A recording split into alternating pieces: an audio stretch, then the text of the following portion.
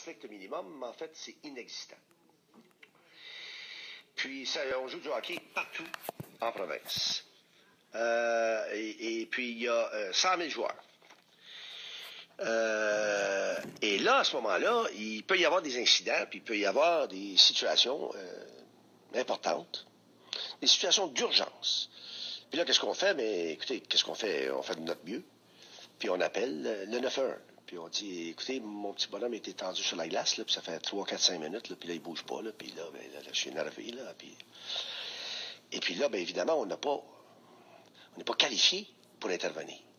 On est un entraîneur, on est un parent, et ça se limite à ça.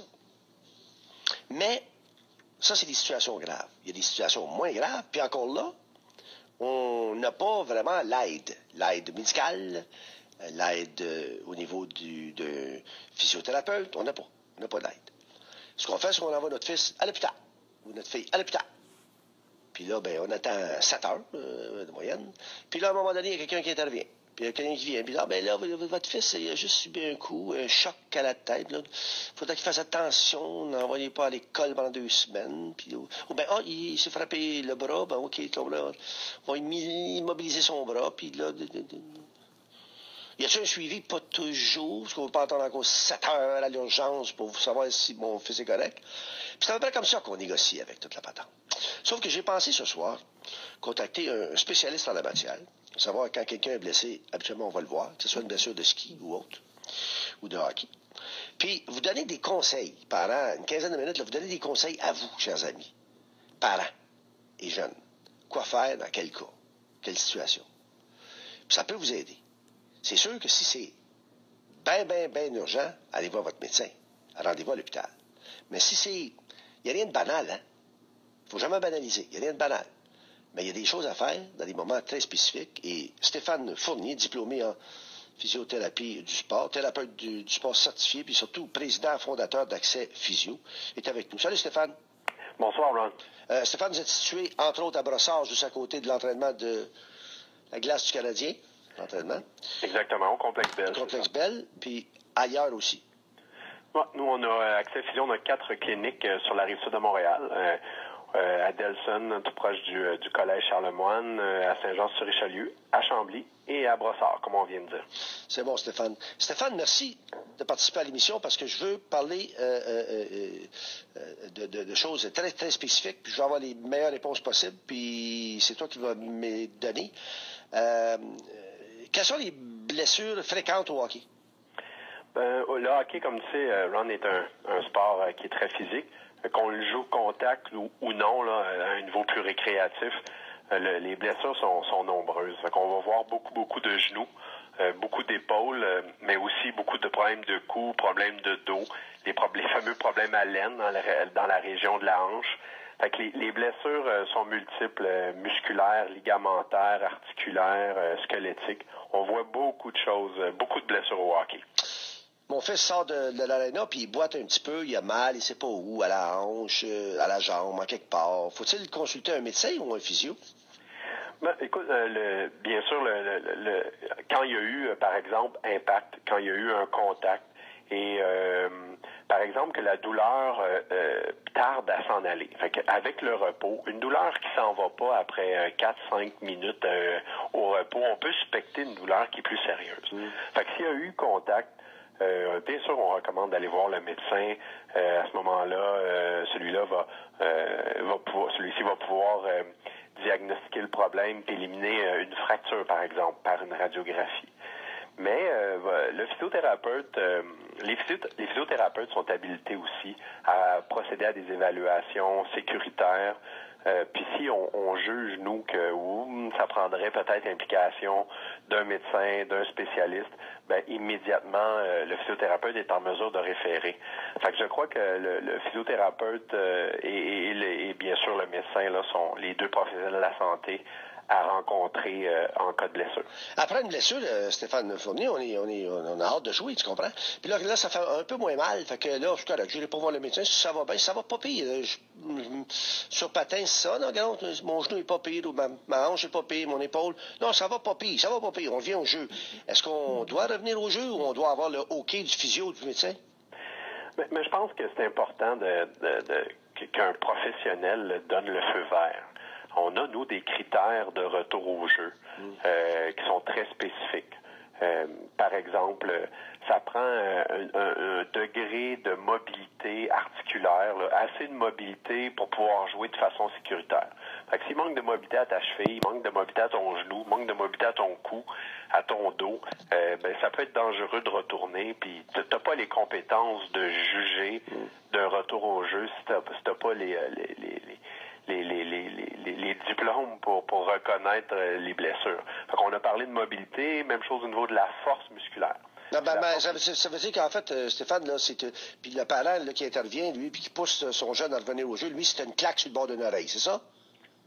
Ce qui est le plus important, qu'on soit parent, entraîneur ou professionnel de la santé, Ron, il n'y a rien de plus important que la santé de nos jeunes. Ah oui, c'est ça. Puis de nos moins jeunes. Faudrait leur dire, il faudrait leur faire comprendre aux parents, ça, par exemple. Ouais. Je vois toutes sortes de choses. Je pense que si je compare, ça fait plus de 25 ans que je pratique, puis si je compare il y a 25 ans l'attitude des entraîneurs, l'attitude des parents par rapport aux blessures, je pense qu'il faut être honnête, ça a beaucoup évolué. Okay. Les entraîneurs, même au niveau professionnel, là, tu regardes les joueurs de la Ligue nationale de hockey, on comprend que faut revenir en santé si on veut pas que les gars hypothèquent, les joueurs hypothèquent leur santé à long terme. Fait qu'on va voir des Crosby s'arrêter pendant 1 an, alors qu'un joueur comme Crosby, il y a 20 ans, tu le sais, aurait continué à jouer malgré son mal de tête. Oui, c'est bon.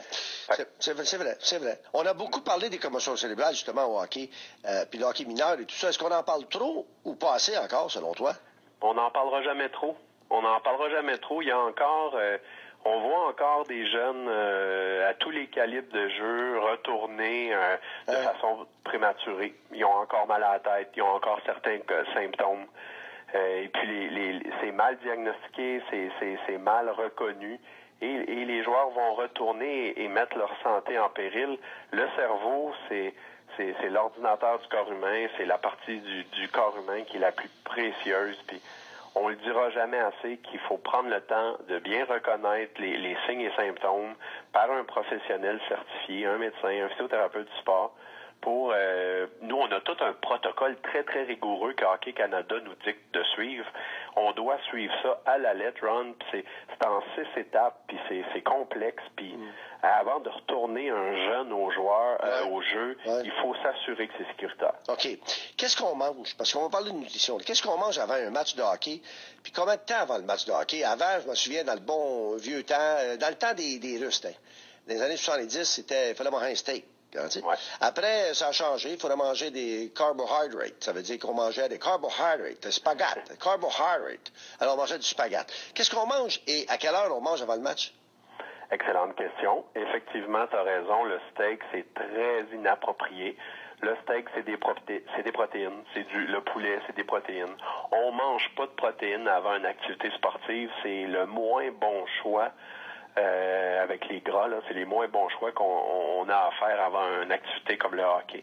Alors, 3 heures run, au moins 3 à 4 heures avant le sport, on doit manger un repas à base d'hydrates de carbone, les carbs, comme tu dis. Carbohydrate!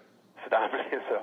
Alors, on va parler de pâtes alimentaires, on va parler de riz, des trucs un peu plus à la mode, comme le quinoa ou... vraiment, ou les légumes, fruits et légumes. Fait que des hydrates de carbone, des sucres qui sont faciles à digérer, 3 à 4 heures avant l'activité. Et puis, on peut reprendre 30 minutes avant d'embarquer sur la glace, une petite collation, encore à base de sucre, comme par exemple un bagel avec une confiture, les barres énergétiques qui sont à base d'hydrates de carbone aussi. Fait que c'est très sucre. Avant le sport, là, on y va avec des hydrates de carbone. Stéphane, pour les adultes, eux autres, là, regarde bien ça, là, pour les adultes. Là. Regarde bien ça. Papa, lui, là, adulte, là, papa ou pas papa, peu important, papa. Fini de travailler, là. Puis là, son match est à 6h30, là. Fini de travailler à 5h, là. Puis là, il a juste le temps de manger, lui, là. Une assiette pleine, là, évidemment, là, avec des meatballs. Puis elle va être donc, une assiette pleine. Là, il est 1 heure avant le match, là. Puis là, il s'en vient en courant. Puis là, il arrive à l'aréna, évidemment, 20 minutes avant, là. Puis là, il ouvre son sac. Puis là, il sort ses patins, puis son équipement, puis il met l'équipement, pas d'étirement, rien. Puis là, ouais, donc, là, il vient de manger, il n'y a pas d'étirement, il va rien, puis il s'en va jouer pendant 1h30, puis il se demande comment ça se fait qu'une fois par 3 ans, il y a un gars qui a comme un genre de problème cardiaque, puis il est allongé sur la glace, puis il a de l'air d'une tortue, puis on se demande s'il va mourir ou non. C'est un peu ça, non? C'est clair qu'on sait maintenant. On n'a aucune excuse, Ron. Il y a plein d'excellents nutritionnistes du sport, de physiothérapeutes du sport, de médecins qui sont là pour conseiller les gens quoi manger, puis combien de temps avant, comment s'échauffer, comment se préparer. C'est inacceptable, surtout en vieillissant, Ron. Tu sais, là, les fameuses, entre guillemets, ligues de garage. Ouais. Le gars, il arrive, la cravate, 5 minutes avant d'embarquer sur la glace, puis il a mal mangé, puis il s'est mal hydraté, puis il s'est mal échauffé, puis il se blesse, ou il y a un malaise. Faut prendre soin de soi. On fait du sport pourquoi? On fait du sport pour prendre soin de sa santé. Alors, ça commence avec l'alimentation, la préparation, etc. C'est correct après le match, hein, rapidement. C'est correct après le match de manger. De manger de quoi après le match? C'est sûr, on a faim. Il faut absolument manger. Alors, après le match, pour les jeunes, ce qui est excellent, c'est vraiment le chocolat au lait. Ah ouais, OK. Ça, c'est génial. C'est un mélange de bons... Ils n'en vendent pas au cage au sport, comprends-tu? Ils vendent de la bière et des ailes de poulet. Je sais pas à la cage s'ils en ont des chocolats. Tu comprends ce que je veux dire? Là, quand tu te rends compte, là, les boys, tu ne bois pas de chocolat au lait. On passe à d'autres choses. On parle aux enfants. Là, okay, non, moi je parlais des adultes toujours. Mais pour les adultes, c'est clair que c'est, par exemple, des pâtes avec du poulet. Parfait. Du riz avec une bonne viande maigre, comme le poulet, par exemple, ou un bon poisson. Parfait. Vite, juste une question sur la préparation physique. S'étirer, là, tout ça, là, est-ce que c'est vrai que ça aide, ça, s'étirer, ce qu'on appelle le stretching? C'est-tu un mythe, ça, le stretching, s'étirer avant le match? Par exemple, le gardien de but. C'est clair que le gardien de but doit faire des bonnes sessions d'étirement avant d'embarquer sur la glace. L'aine, par exemple, ce sont des groupes musculaires que si on veut pas blesser, il faut garder une certaine souplesse. Mais ce qui est surtout important, c'est de bien s'échauffer, de faire un bon warm-up, en guillemets. Le stretching, en faire énormément juste avant l'activité, c'est pas une bonne idée. Le stretching, on peut le faire après, on peut le faire ailleurs dans la semaine. Il faut surtout mettre l'emphase sur l'échauffement, patiner, faire des drills d'activation. Les professionnels, là, ils font 15 minutes d'activation hors glace, 45 minutes avant d'embarquer sur la glace, avant de faire l'échauffement sur glace de 15 minutes. Après ça, la glace, et après ça, ils font leur match. OK. Une couple de vrais infos. Les crampes musculaires sont causées par la déshydratation et un manque d'électrolytes. Ça, c'est une grande fausseté. C'est un grand mythe de penser qu'on a des crampes parce qu'on est déshydraté ou on manque d'électrolytes, sodium, potassium, ces affaires-là. Les crampes musculaires sont causées par la fatigue, par les petites déchirures musculaires qui sont dues à l'activité. Les gens qui sont déshydratés et qui ont des pertes d'électrolytes ont absolument pas plus de crampes que ceux qui n'en ont pas. Ça, c'est un mythe qui date de longtemps. Si l'eau à boire sur le banc, là, est froide, c'est pas bon. C'est faux. C'est faux. Au contraire, une eau qui est trop tiède ou qui serait, par exemple, trop chaude est moins rapidement absorbée dans le système. Fait que l'eau sur le banc, elle a avantage à être plutôt froide. On parle de 4 à 5 degrés, là. Fait que ça, c'est par exemple ce qu'il y a dans notre frigo. Alors, l'eau froide est plus rapidement absorbée. Stéphane, dis donc, la glace, là, la fameuse glace, demeure tout indiqué suite à une blessure? La glace sera toujours le traitement de choix. On se pose pas de questions quand on a une blessure. Il y a quelques exceptions, là, mais en fait, quand on se fait mal, un des premiers réflexes qu'on doit avoir, c'est le repos, un bandage compressif et des sessions de 15 à 20 minutes de glace mouillée, humide, des glaçons directement appliqués sur la peau. Il n'y a pas de problème. Vrai ou faux? On va voir Stéphane Fournier si jamais on a mal au dos, on a mal aux genoux, on a mal aux épaules, on a mal à la tête, on a besoin d'aide psychologique. En tout temps, il est là pour nous aider. Vrai ou faux? Je crois que votre professionnel de la santé, votre physiothérapeute est nécessairement la personne à rencontrer. Malheureusement, Ron, je peux pas toutes les voir. non, c'est bon. Mais chez Accès Physio, on a une super équipe dans nos 4 cliniques, puis il y a d'autres bonnes cliniques aussi dans le réseau dans chacune de nos régions. Fait que bien sûr, je vous invite à consulter votre physiothérapeute préféré.